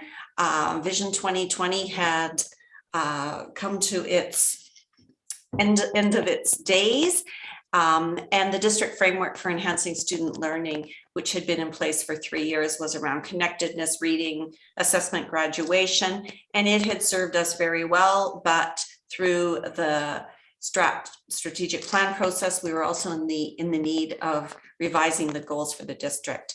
So we really wanted to come up with a vision that would build on the successes we'd had, and then start to look at what are the new challenges that kids will be facing, and therefore education will be facing as we move forward into the next 10 years. So there is the old vision that we all see and have fond memories of. It has served us super well for 10 years. But we do know that when we look at that, there are some things in it that had evolved over time. Words like equality, and now we talk about equity. So there were things that we had achieved that had run their course and actually were ready to evolve into new directions. So we did a lot of debating and a lot of discussion around the timing of this, knowing that we were in the middle of a pandemic. Do we wait? Do we move? What do we do? But we also knew that when we came out of the pandemic, if we ever come out of the pandemic, that we're going to continue to move and we're going to be continuing to improve. And so we need that North Star to guide us as we move forward. So if this pandemic ever is behind us, we need to keep moving forward to the next 10 years. So we really thought hard, and we determined that the visioning process could actually bring some positivity and perhaps bring us all kind of together and help to unify a system that was struggling because of the pandemic. And so kind of no difficulties don't have to keep us from achieving our goals. So we made the decision to move ahead. And that was a tough one, but really, if not then, when was the question. So between April and June, we invited all the stakeholders, our staff, students, families, education partners, community partners, and the Tsawwassen First Nations and Musqueam community to participate in activities to get them thinking about what they would wish and desire for the future of education in Delta. And through that, we asked them to think big, to dream and imagine. And we know that it's meant to be both aspirational and inspirational. And we wanted to really reflect on our current values and hopes and bring it together around that direction of growth. So we used a whole variety of ways, and we worked very closely with facilitators, external facilitators. We did have a big event, which was a very large Zoom event with 300 people joining us. That was back in May. And the students at that event spoke just eloquently about what education was like for them and what they really wanted. And they really wanted people to know that they wanted to be looking at real world issues. They wanted to be talking about social justice. They wanted to be talking and being heard. They wanted people to know who they were, what their passions and interests were, and how could they be leveraging their passions in their education. And they really, really wanted to make sure that they had voice and choice. So then, after we had the big event, every school and district department took part in a process, a visioning process, and those all happened between April and the end of June. And they were varying degrees, and we just said, let's go with the people who want to speak. And through that, we also offered online surveys to staff, to students, to parents, and to our community partners. And through that, the voices of 3,000 people were captured. So it was a lot of data to sift through. And huge thanks to Catherine Tucker, who was just so supportive and invaluable in helping to coordinate all of this as well. So over those interactions, we had from all of that information about 10,000 data points. And it really helped to, it just all came together. It was quite fascinating when you have that many voices, that there are things that are in common and people and groups repeat over and over. So we were pleased to see that we had common interests, common themes, common goals, common hopes and dreams. And so we used the summer to analyze all of that data and pull together the themes. And a lot of work back and forth with the facilitators and with staff. And out of that, Brad's going to talk a little bit about what emerged from all of that in-depth conversation and data collection. Thanks, Nancy, and good evening, everyone. Yeah, as Nancy said, I mean, 10,000 data points, plus all of the things that we collected through the different processes that department and schools went through, our surveys. It was just astronomical, the level of data that we had. And it was in some ways a little bit overwhelming, but in some ways, as Nancy said, so reassuring to see some of the same themes come up over and over again. And so as we sort of went through all of this material over the summer, we could see reoccurring celebrations of the successes that people saw in Vision 2010. And that really was a nice launch point as people went through the surveys and the activities to share where they wanted to go to next. So it was really great to see all the successes that we've had, but people really wanted to talk about the next 10 years and where we're going. And we saw the shifts in the values. So as you see the values in the new vision, some of them are certainly similar to the ones in Vision 2010, but there are some different ones. Imagining our best possible future was a theme that came out constantly. And we asked that repeatedly, but we saw so many people really, truly envisioning what their hopes and dreams were for the future, whether that's through the lens of a parent, whether that's the lens of a student. And in a lot of ways, the feedback we got from students was so centered on, well, I would have liked this in school, so I want this for the kids that are coming up after me. And so some really, really powerful statements being made. We saw lots of strengths in our system. We also saw lots of places where we have opportunities to grow and opportunities to make positive change. We saw a lot of things that we've done that have been successful, but things that we could adapt to. And when we look at all of that culminating, we have all of these different statements that are on here, in addition to the mission and the vision. But all of these are like little icebergs where there's so much information underneath each that's bubbled up. And these statements are really, very powerful, as you can see. So just I'll give you a moment just to look at this. I know for many of the people on here that are staff and our trustees, you've had a chance to look this through, but I'm not sure if we've got any members of the public that are on here who maybe this is the first time you're getting a chance to see it. So even something like students tackling real world challenges, that was something that we saw hundreds and hundreds of times, not just from students saying they wanted that, but teachers wanted that for their students. Parents wanted that for their students. Much like Ms.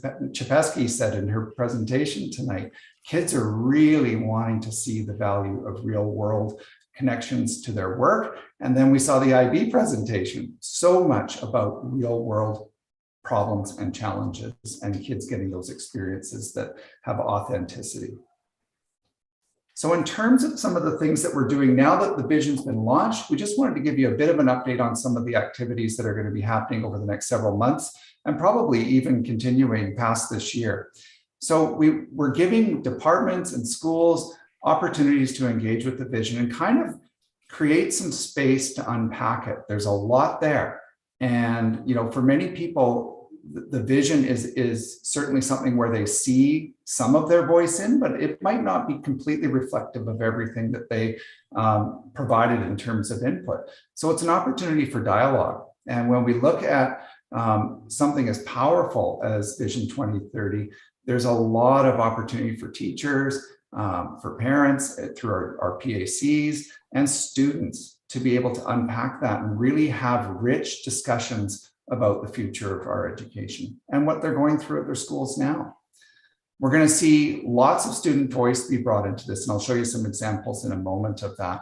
We also are having our district website updated with any activities and some of the new things that we'll be producing and posting with some visuals. But right up there right now is a lovely video with Chair Windsor and Superintendent Shepherd speaking to it. But it's a nice video summary of what we kind of went through and an opportunity to reveal the vision through that video. We'll also have some social media campaigns continuing over the next several months. And Catherine Tucker, our communications director, has been fantastic in keeping the social media vibe alive, and so many positive comments. It's just been really interesting to see how the community's reacted. So engagement today, we're starting with giving people the opportunity to kind of unpack it, as I said.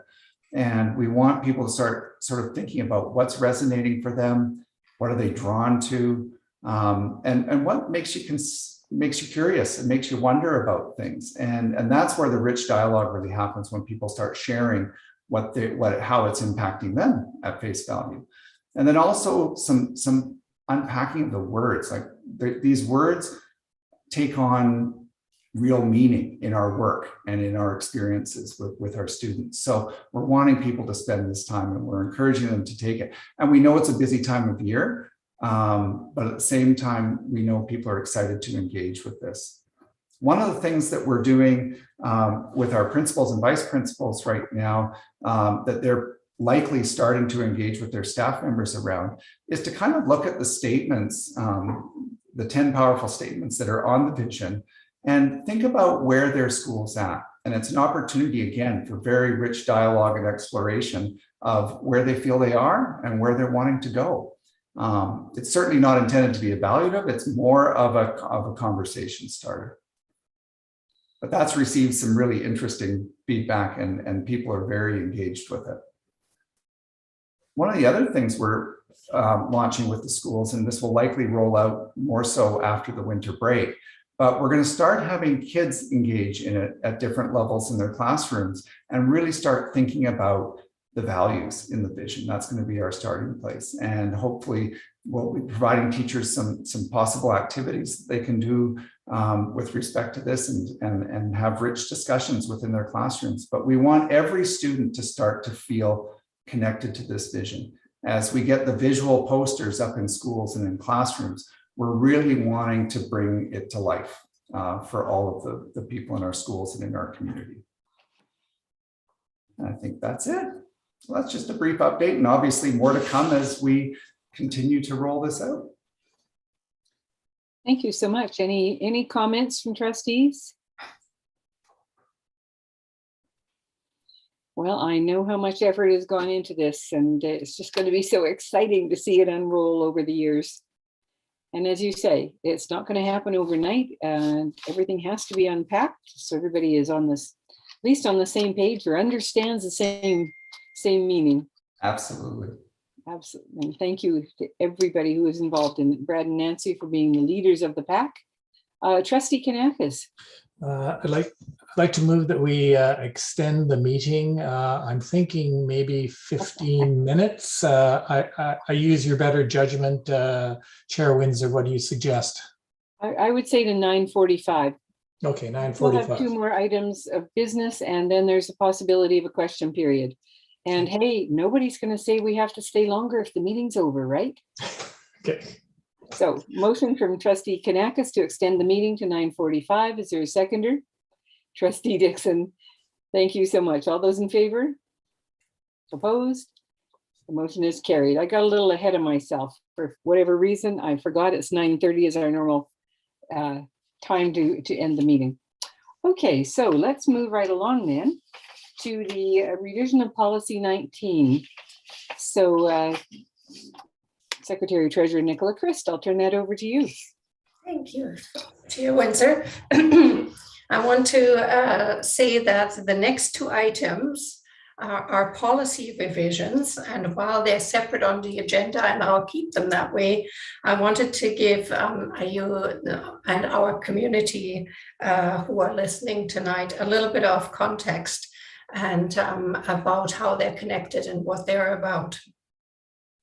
So in 2018, many of you remember that the Ministry of Education appointed an independent funding model review panel to provide some recommendations to the ministry on the K-12 funding model as it stood at the time.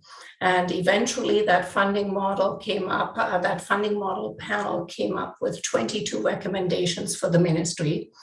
And in February of 2020, a 2-phase implementation of those recommendations was announced by the ministry. And in phase 1 of this rollout, among other things, what was addressed is a recommendation to improve equity of educational opportunity, but also very much along with it, financial transparency and accountability. And from that, the ministry set out with a team of staff, but also with a financial management committee composed of all the educational stakeholders and First Nations to create a new K-12 accumulated operating surplus policy and also a new K-12 financial planning policy. And those 2 policies at the ministry level became effective this year on July 1st, 2021. And from it, the ministry rolled out some requirements for school districts that are now starting to impact us and that we need to roll out on our end. And step 1 for us is to revise 2 policies. We already have policies for the accumulated operating surplus, and we have a policy that is connected to the financial planning policy the ministry has. They were both created in a few years ago, actually, when the Financial Health Working Group made recommendations on school districts implementing these policies. And all we're doing at this point in time is suggesting to trustees a revision to these policies so that they are more aligned or are in alignment with these new K-12 policies that have come into effect on July 1st, 2021 as a result of these recommendations. So the first item on the list, revision to policy 19, the accumulated operating surplus policy. We have a policy by exactly that name, and the essence of the revision, which you've had a chance to review, trustees, was as follows. The essence is to make the existing wording more explicit when it comes to the categories of restrictions for reserve funds and how reserves work. It also expands the annual public engagement process. There's an alignment with multi-year strategic plans, as we now have one in place as well. And so the policy on the surplus side and the new strategic plan will align. There's also a requirement for appropriations, which is the term for using reserve funds for specific initiatives, to be made by the board at a public meeting whenever possible. And mostly that is possible when they're not items that are required to be held in an in-camera meeting. And in an in-camera meeting, that would affect reserve items that pertain to land, legal matters, or personnel. So you have received the revision for that first policy, and the recommended action is that these revisions be adopted by the board as presented. Could I please have a motion to approve the recommended action? Trustee Kanakis, seconded Trustee Beard. Is there any discussion on this motion? All those in favor then? Those opposed, the motion is carried. And before you get started on the second one, just time to read something. It's our last item of business. I feel like I could haul out a good story here. We're about to discuss the last item on tonight's agenda, and following this, we will move into the question period. We will start with questions from our education partners and media who are participating via the Zoom conference call. We'll then move on to questions submitted electronically. So this is a final reminder. If you are watching the live stream on YouTube and would like to ask a question on items on the agenda, please make sure you send it to us before the question period begins. And again, the question to be sent to questions@deltasd.bc.ca. As I've already mentioned, there is a short time delay between when we speak and when it is broadcast on the live stream. By the time you hear and see me saying these words, I will have already moved on to the final agenda item. So please don't delay in emailing us your questions to ensure that we receive it prior to the start of the question period. Many thanks. Okay, the Secretary Treasurer Christ, item 8C. Okay, so the item 8C pertains to the revision of policy 21, which is called budget monitoring and reporting. And it's the equivalent policy of the board to the K-12 financial planning policy. And there again, the background is the same. And here we have also made some revisions, the essence of which is to make the language more explicit, to introduce multi-year budgets. Up until now, we had only budgeted 1 year at a time, and to create a specific alignment with the strategic plan that we now have in place. And that's not to say that there was no alignment. It's just that previously the alignment was with trustee priorities and operating goals in our Vision 2020. Now it'll be with our Vision 2030 and our strategic plan, which encompasses trustee priorities and operating goals, of course. So that's the new language there. And additionally, there will be an expanded public engagement process. Not new to us as well. We've always had a public engagement process, but this one will be a deeper engagement process, and there'll be more opportunity for more people to engage in future. Just wanted to say where that all leads. This approval of these revised policies is step one in that we need in order to begin our budgeting process for 2022-23. For which these changes are required. And over the next little while, we will be working on adapting our processes for the accumulated surplus for the 3-year budget process and the engagement process. And of course, we'll be communicating what comes of that. With that, I'll ask you to approve this policy, please. Thank you. May I please have a trustee move the recommended action? Trustee Dosanjh, seconded trustee Dixon. Any questions, comments? All those in favor of the motion? Those opposed? Motion is carried. Okay. So are there any questions from our education partners or media who are participating via the Zoom conference call?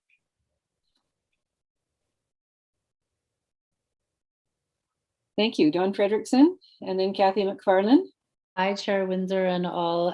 Not a question, but just a comment. Thanks for attending I'm glad you enjoyed Kevin Lamoureux. It was our pleasure.